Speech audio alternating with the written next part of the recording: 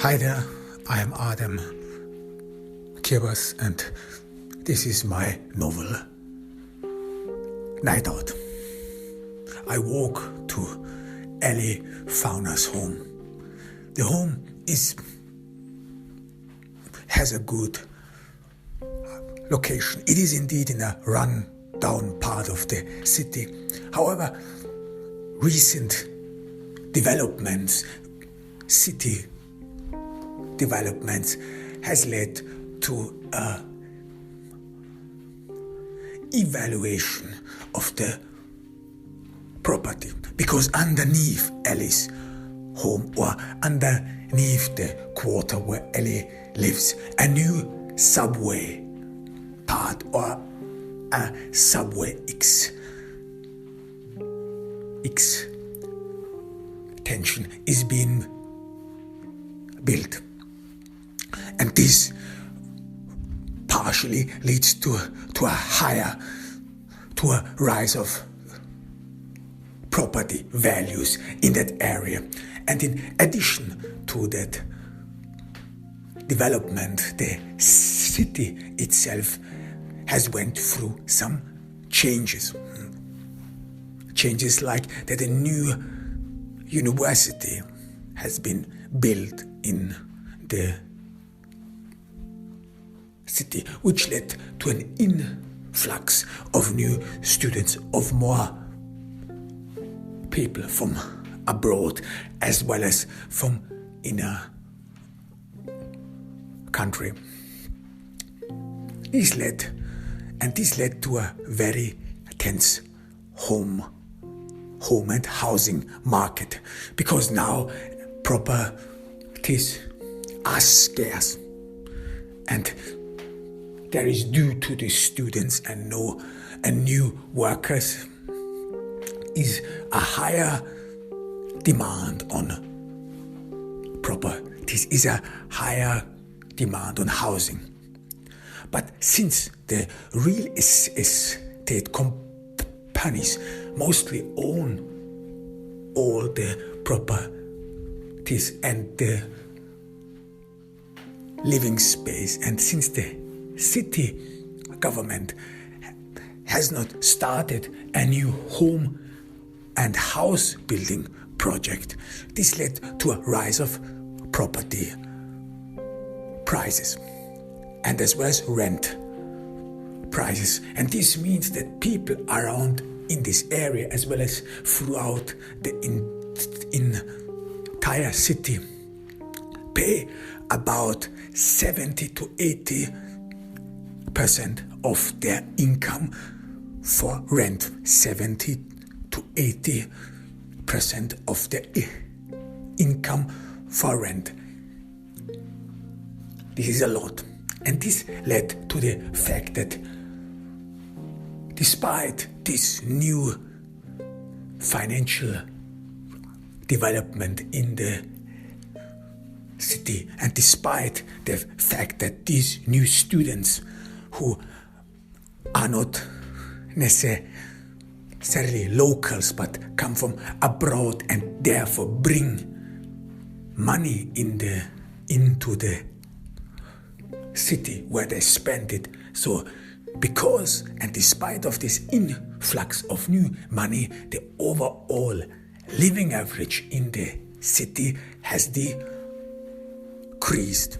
Why? Because of the housing market. And Ally Fauna, or the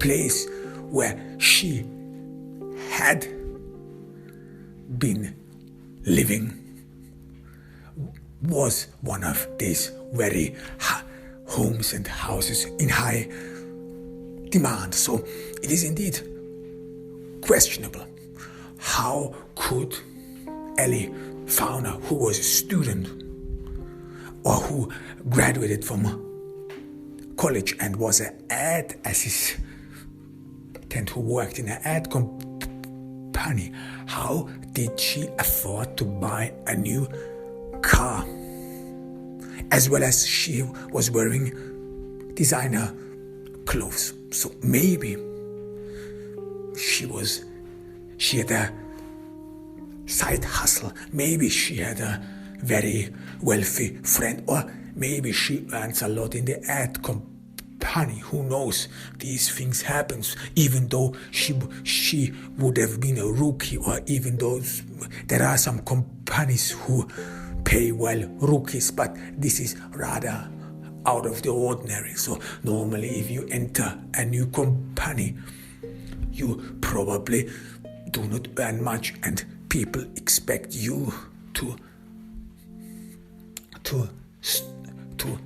sit and watch all these others. So this is indeed something which strikes out or protrudes in this investigation. Or Ally probably could or used borrowed money. Maybe she withdrew and obtained a loan or something. We don't know. We of course have to check out her bank account and bank records. But given that Ally lived in a space where the rent prices are very high and people pay their overall average salaries and loans, monthly salaries and loans to rent, it is indeed something questionable. So what would immediately pop up in one's mind? So Ally probably fell victim to robbery, yes, but it could as well be some sort of a love issue. She may have gotten to know some wealthy man. This indeed happens, some sort of sugar daddy who paid for all her expenses. Or she knows someone from her job. Maybe she got to know someone and he pays, or he or she pays for all these expenses. We don't even know yet whether Ally was straight. So this is indeed questionable. And I, as a private detective who has investigated a lot of infidelity cases, especially my area where I investigate circles around a lot of infidelity cases. This case looks pretty much similar. Ally was shot in her car. She was lured out. It could be some jealous boyfriend, some jealous wealthy boyfriend who didn't want to share Ally with anyone. Still, we don't know what Ally was about. Why did she leave home and at that night? However, but I have seen these things before and it indicates in that way. However, I don't wanna be biased, because I have learned that in order to have a proper view, you have to step back one or two steps and investigate, look at the facts. And right now we are still in the beginning of the investigation and we don't know how all these things add up. But however, there are strong indications that this actually might not have been a robbery gone south as well. However, so I enter Ally's home and I immediately see two women who are talking to the police. One of them her is Lydia John. She's a little bit obese, and the other one is Melinda Abbott. She is scrawny, and I see that both women, they do not look very healthy. This is important because it is a contrast to how Ally appeared. Ally, if we remember, was healthy looking.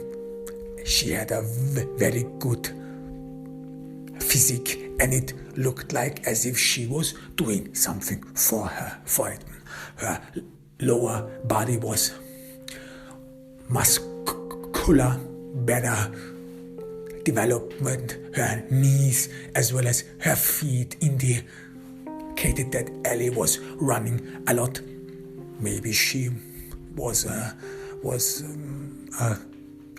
daily jogger, and her skin, Ally's skin, indicated that she actually had healthy nutrition and that she had bleached her teeth, despite the fact that she did not have diabetes. Indicates us that she took good care of her appearance, even though she did not wear flashy clothes, even though she had designer clothes on her body. However, it looked like that Ally wanted to appear as the smart girl from next door. Now here we have the contrast to it. And I get to know that Lydia and Melinda were Ally's roommates. So they lived in a shared apartment, which would in a way make sense how they were able to afford the high rent prices in this area, because this is happening this is very normal, that because and due to the high and rising rent prices, people come together. They live in living arrangement and shared homes, so that more of their money remains. I introduce myself to Lydia and Melinda.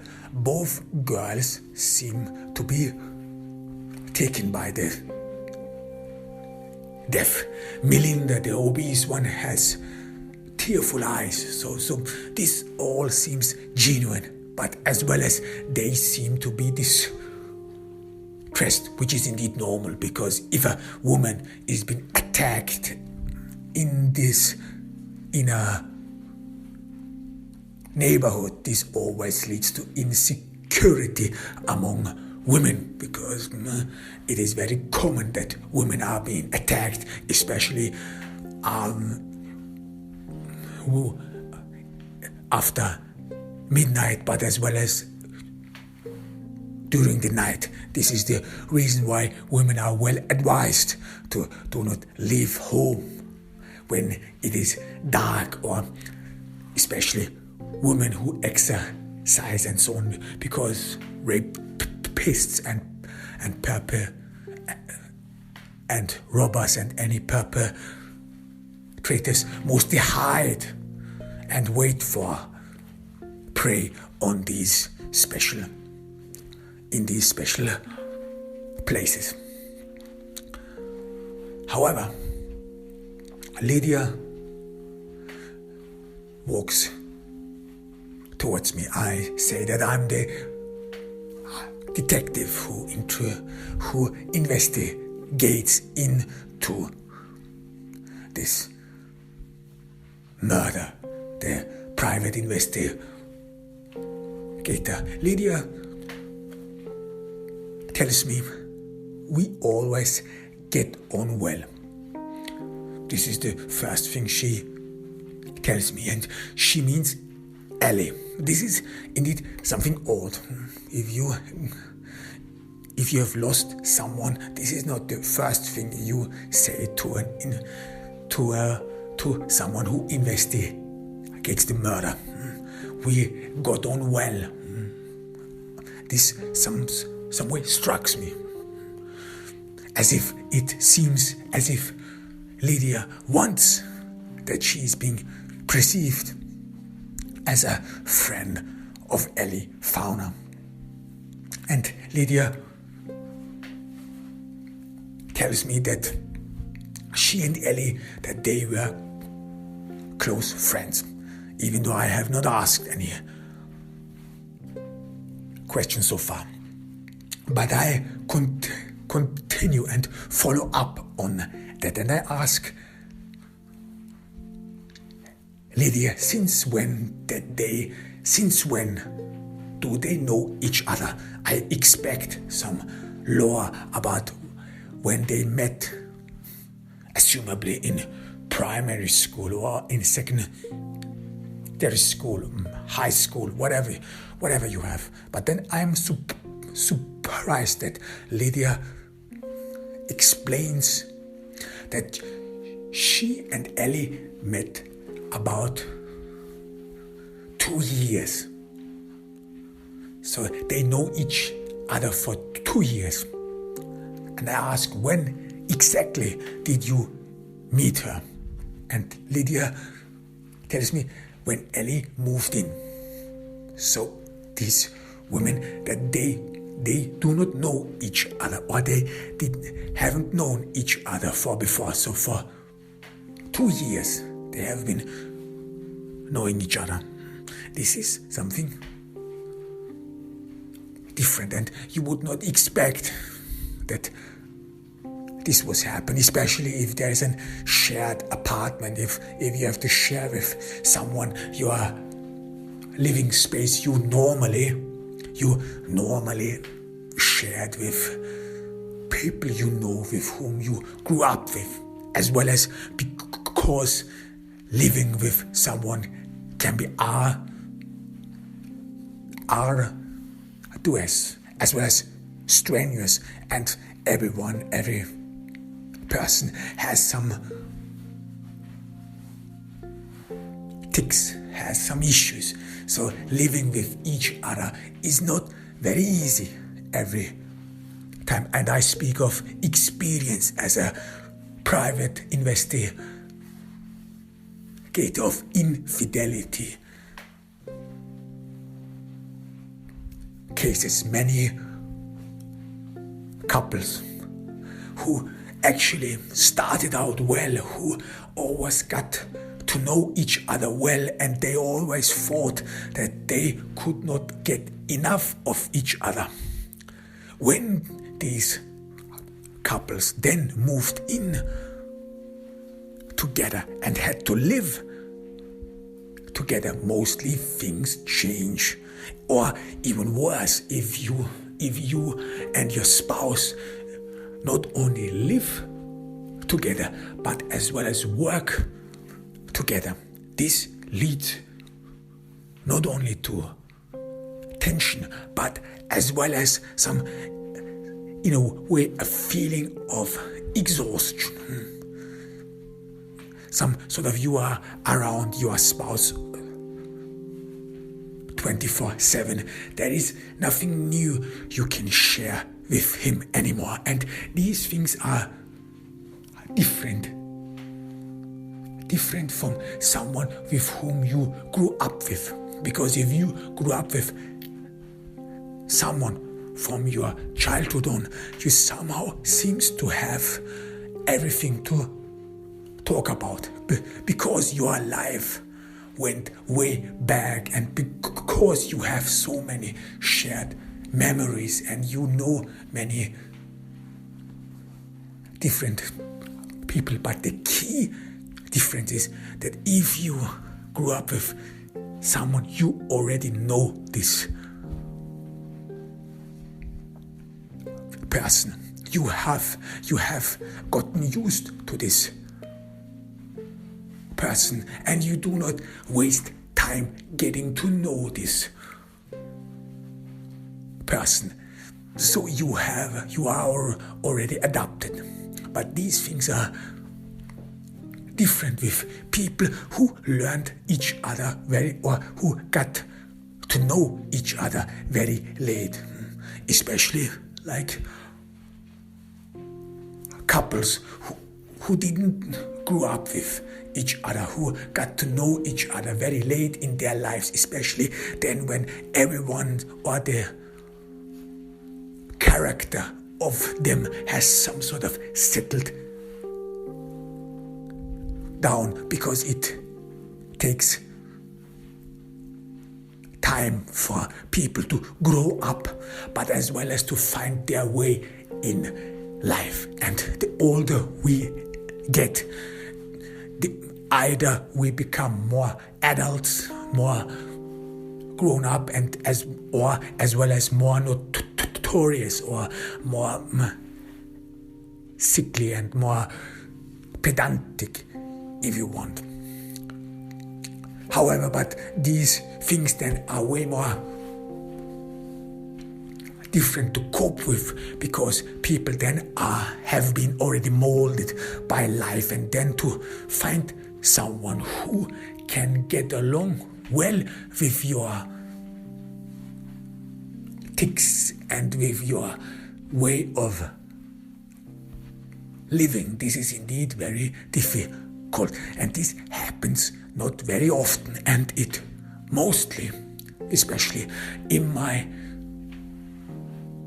profession as a private detective who investigates infidelity cases, these things lead mostly to tragedies, because people do not know themselves as well, and they assume that they can make up for it. They have some sort of a childish belief that they can be around everyone and they can be liked by everyone, and they will eventually get on well with everyone, even though one has not lived together.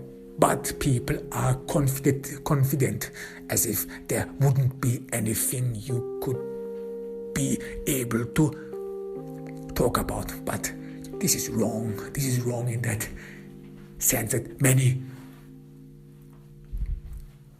people have already been molded, and it is very, very rare that people change after a certain age, especially if they have already reached their 30th birthday, or whether they are already in their 30s.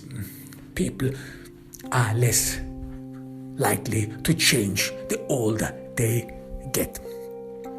However, then I ask Lydia, how long have she and Melinda, the other scrawny woman, have known each other?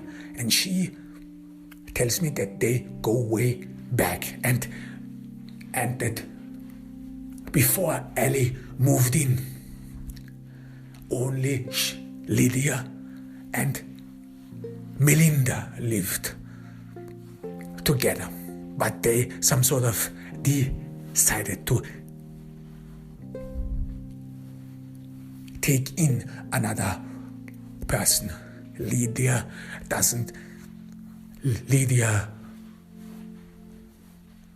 looks away. She is thoughtful and tells me that she liked Ally from the get-go, and that they were actually not looking for another roommate, but Ally was such a nice person and they all got fond of her, and this is the reason why they had taken in Ally. Well, I assume, of course, that there were some ulterior motives because of the rising rent prices. And I look in Ally's room. I ask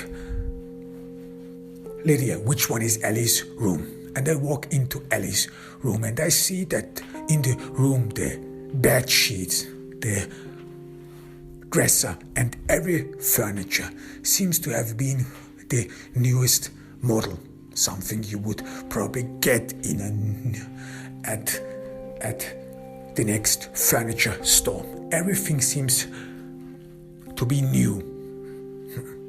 Then I look in the dresser again. I see a lot of designer clothes. Lydia stands behind me. She is embarrassed, and she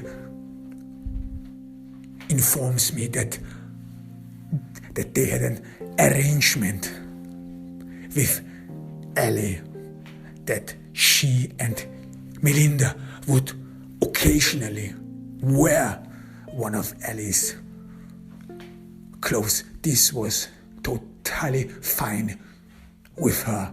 We shared everything here in our apartment, and I'm thoughtful because it is obvious that Ally's clothes probably hardly fit Lydia, since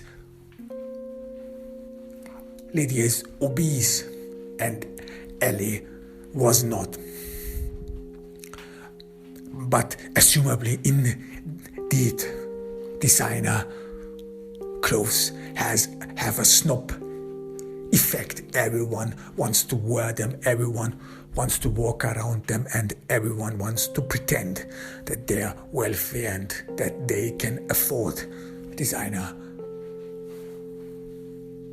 clothes. But what is all this? The way Lydia informs me about this issue.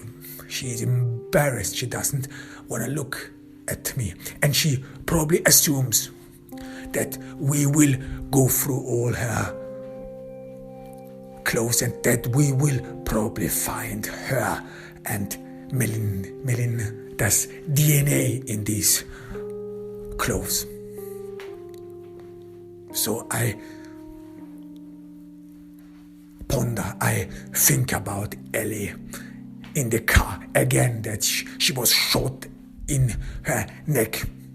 It's some sort of a weird way of executing someone. It may have been that someone was jealous of her. Could be. But I do not say anything to Lydia. I do not respond to her information verbally. I only nod non-verbally. But it all seems that Ally was doing actually well. And I see on the walls not only wallpapers of superstars, but as well as wallpapers of one college. And it is the college Ally went to.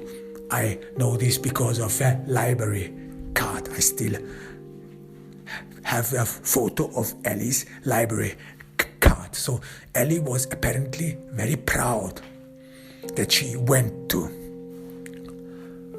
college and that she showed it to everyone who went into this room. Probably immediately perceived firstly the that it is splendid, clean, and this is again a contrast to the other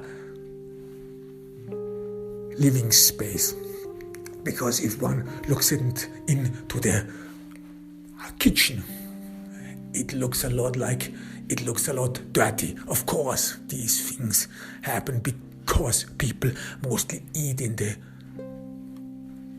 kitchen, but it is indeed something very protruding. And secondly, the room here, Ally Fauna's room, with all this new furniture, with the fancy dresser and the fancy clothes and the wallpapers, picturing a college looks a lot like a girl who liked to show off. A girl who was proud of what she has accomplished. Of course, indeed, people should be proud of what they have accomplished. And everyone is, and many people, especially in the States, who have graduated from a college or a school or high school, whatever, still years thereafter wear some uniforms or still talk about college stories, narrate them to friends and so on. So this is not very uncommon, but what we here see immediately is the contrast. So probably Ally liked that Ally did probably not only emphasize that she went to college, but she always, or that she took care of her parents, but she as well as emphasized that she is different than the people around her. So she was probably a little bit self-centered and arrogant, who as a snob probably liked to wear designer clothes. I see that Lydia stares at the wallpapers of Ally's college, or the college Ally went to. And Lydia looks at these wallpapers with bitterness. And I sense something. I have an intuition. And I just randomly, I pretend that I would utter it randomly. I utter, Ally went to college. And this statement, this announcement seems to be filled with bitterness for Lydia. She's again tearful. Something happened here. Something is happening here. And I see that she's tense, that she doesn't feel comfortable. This is another indication that those roommates, they may have actually not gotten on well. And I ask her, which college did you go to? I have to be very careful because it may seem some sort of sadistic from my point of view, from an investigator perspective, that one asks these things even though it may seem obvious. But it is important to gather these informations to be sure whether we are on the right path or whether we know where this is heading. That's why I ask her, which college did you went through? But I have to add some sort of an explanation for this question. And the explanation is because people who went to different colleges, they sometimes take those college rivalries or the rivalries they have experienced in college, they still maintain these rivalries outside of the college, so that there is still a little bit of tension between them. The word rivalry, and tension seems to immediately shriek. Lydia, she looks at me, scared, and she immediately wants to assuage any wrong conception, because she wants to obviously give me some sort of a perception of the relationship of her and Ally, and that everything would be fine. And she tells me no, there was no tension between her and Ally, because I did not go to college. And again, I hear in the last word, in his last part of her sentence, her sadness, that she's crestfallen. This strikes her, and it is as if she has to admit something painful. So she did not went to college, and yet still they lived together. And I assume that Melinda, who is not present in the room right now, that she probably did not go to college too. Now these things is some sort of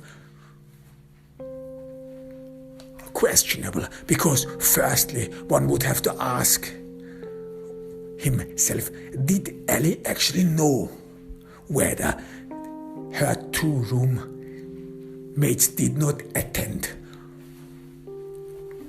college? Because maybe people, this is very common, even though people who did not went to college state that they have attended college. This is happening especially on social media, especially on Facebook.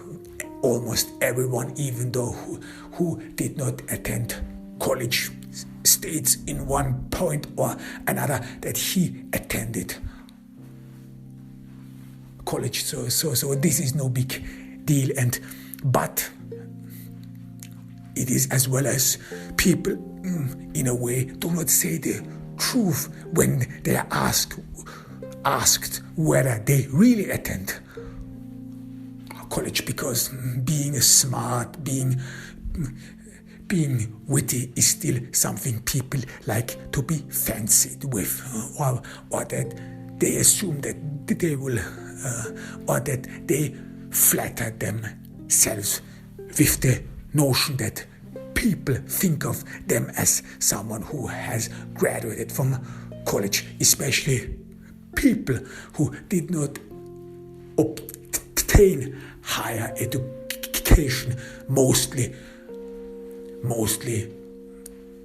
tell others that they have accomplished something or that they have attended college and so on. So this is very common, but I hear in Lydia's,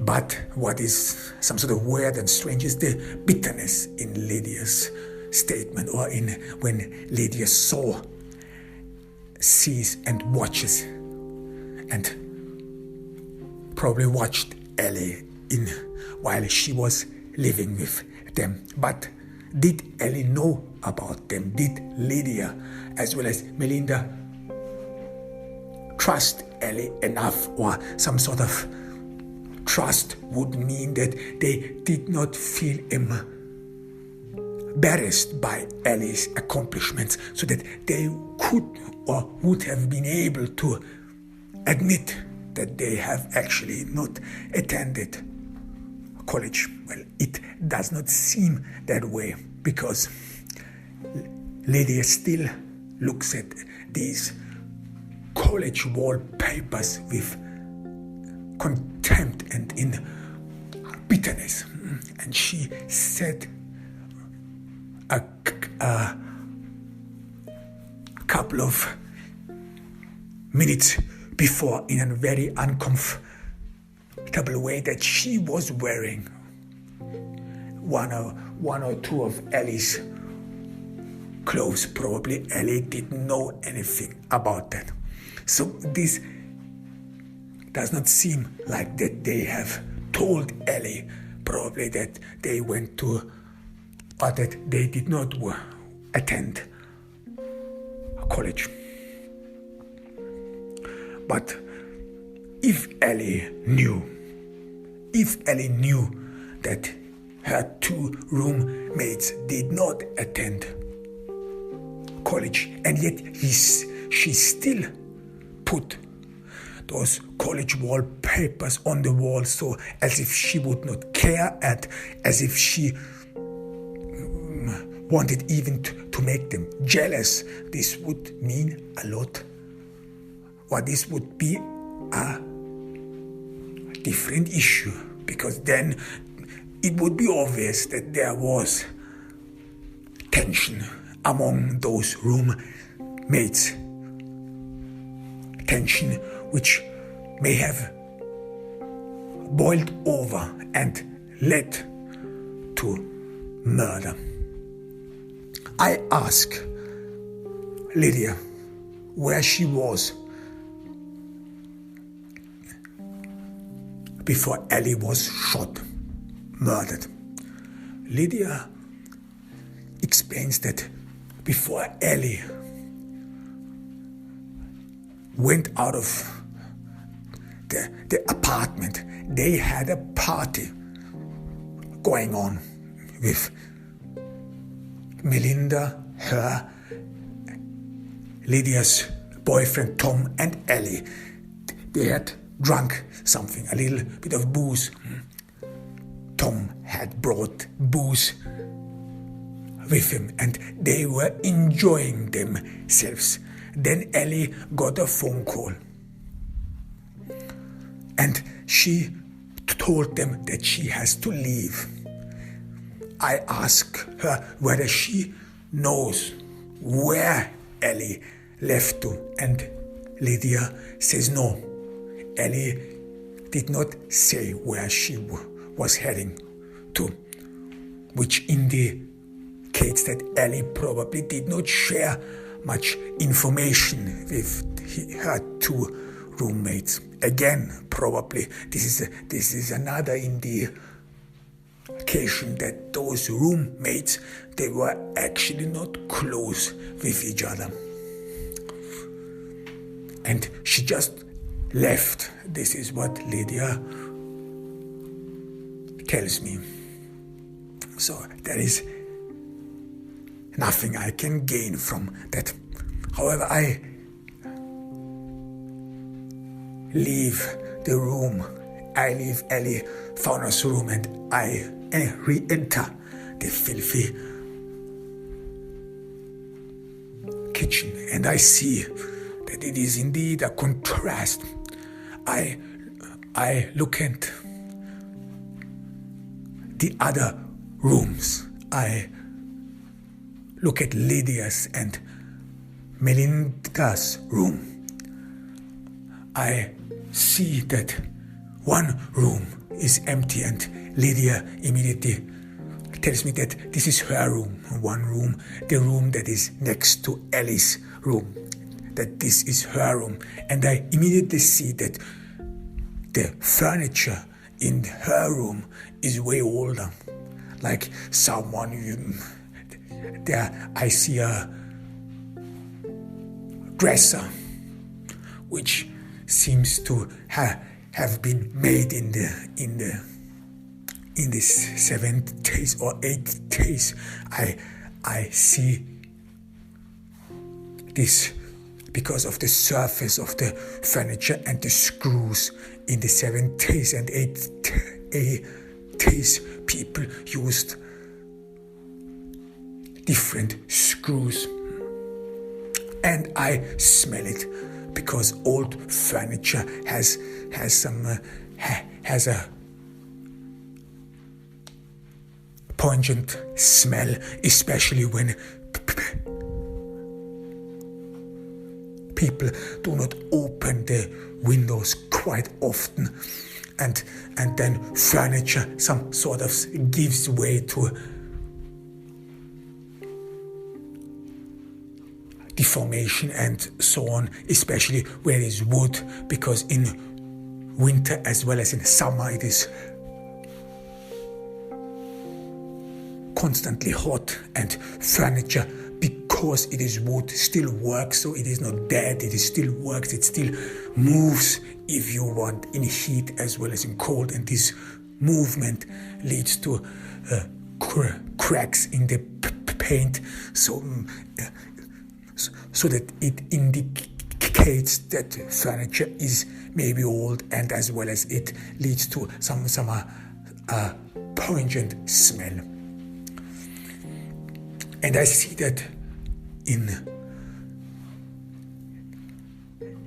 Lydia's room, the walls are all empty, as if she would have been ashamed to put something on the wall, or that she was some sort of humbled by Ally's accomplishment, so that she who did not attend college felt probably embarrassed to put anything on the wall. I see filthy bed sheets, and I see that in Lydia's dresser are all worn out and washed out clothes. There are no designer clothes like Versace, like Tommy Hilfiger, and so on. So this is a contrast to Ally's room, and I assume that Lydia is probably unemployed, and I ask her, where are you working, miss? And this question immediately strikes her, and she feels ashamed. She tells me that she went into education, that she wants to change and get her college degree, and this needs a lot of preparation. Therefore, I do not have time to work because I have a lot to do in order to get to college. So this is a half-wit explanation, and I'm pretty much sure that she is unemployed. But then again, how can she afford the rent? Assumably, the rent must be very high here. And again, this would lead as well as that Lydia was probably jealous of Ally. Firstly, Lydia is obese. Ally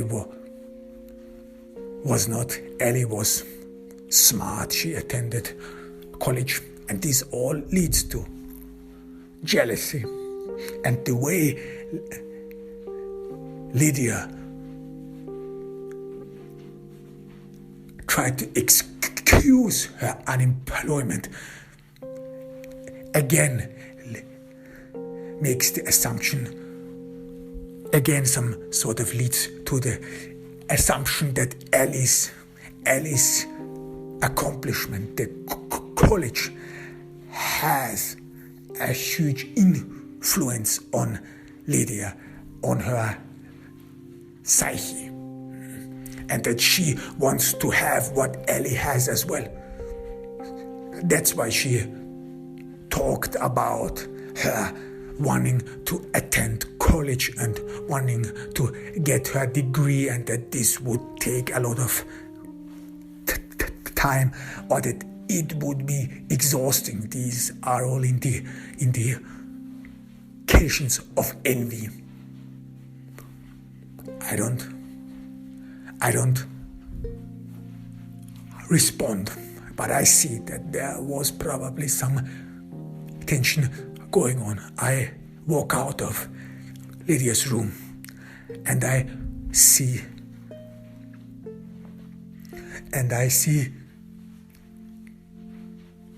Melinda's room. My gaze swipes over the furniture.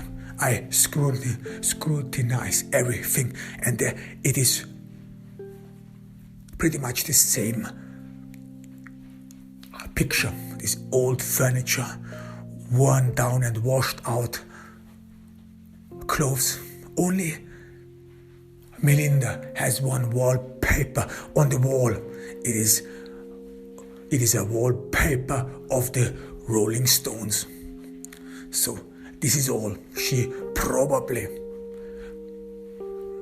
was under the same influence as Lydia. She does not feel well around Ally. She feels subjugated to Ally even after her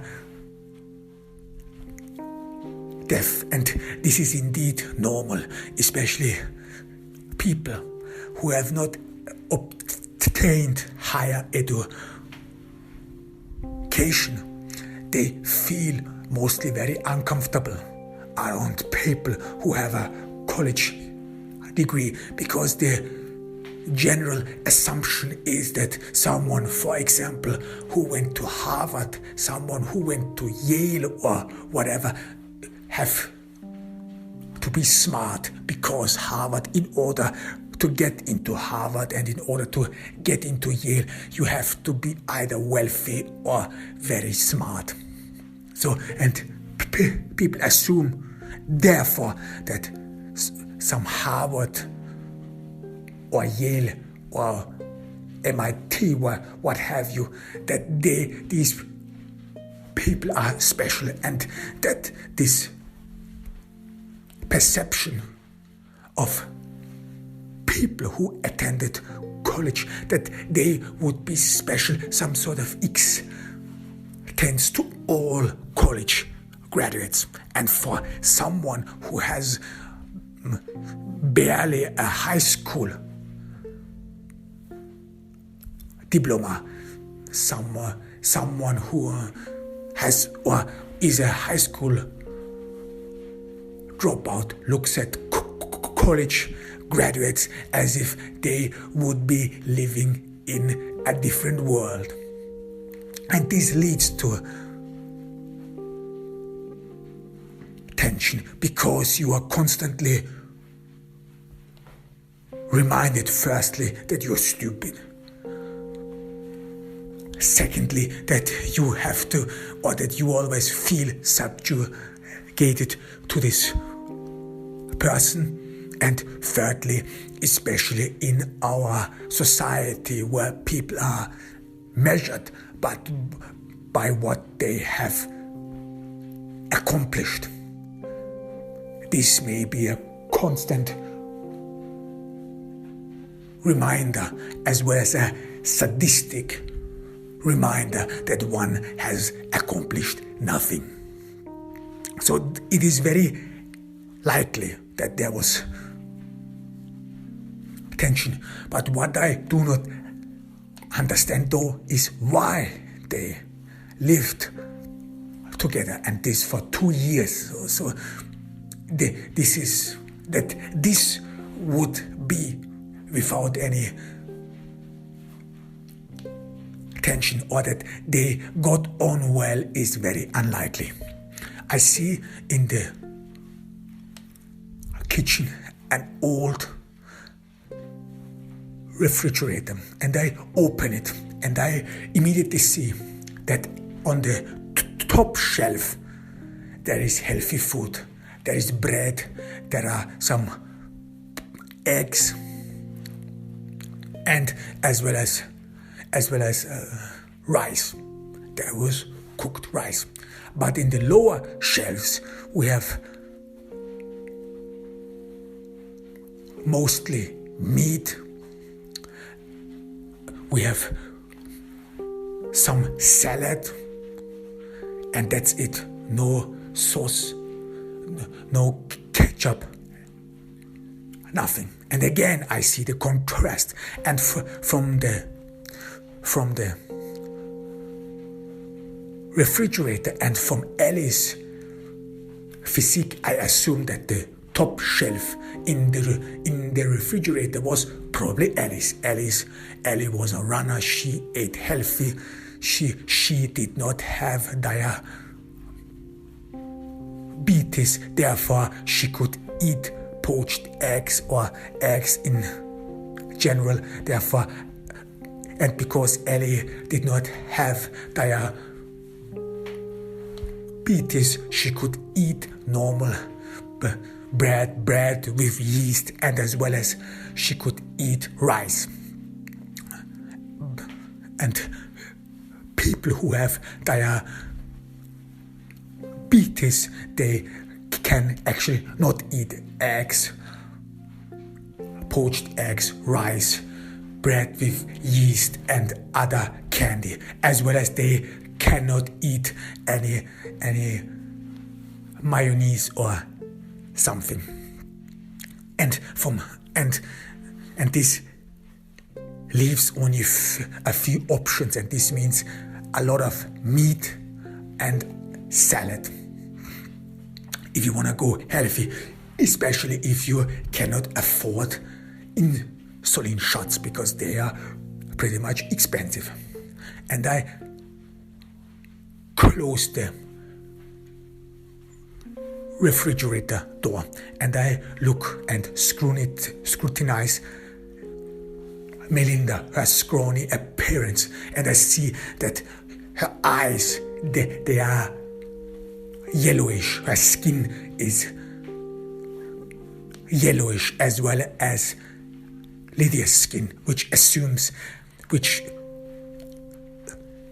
assumably is due to they eating a lot of meat. They have to eat meat, or it is very difficult as well as expensive for someone who has diabetes to eat or to be a vegetarian. This is not very advisable. So, assumably, and I see and closely scrutinize Lydia's and Ally's teeth and her skin, which indicates that they have diabetes. And this is again something very uncommon. People who have diabetes, they do not like to live with people who do not have diabetes because of the temptations you are exposed to. Firstly, what you do if someone eats eggs, scrambled eggs or poached eggs in front of you. What you do if someone eats candy in front of you, rice or what have you. These are all things which are annoying, and some people struggle to keep it together. Or it can be as well as very expensive in form of insulin shots. So if a normal diabetic wants to partake in the oral pleasure of our culture in eating a lot of candy or things which is unhealthy, then they will have to shot insulin in their arms, and one insulin shot costs you between 60 and $100. So it is more than likely that Lydia and Melly and Melinda took in Ally because their financial situation was strained. And this makes them two prime suspects.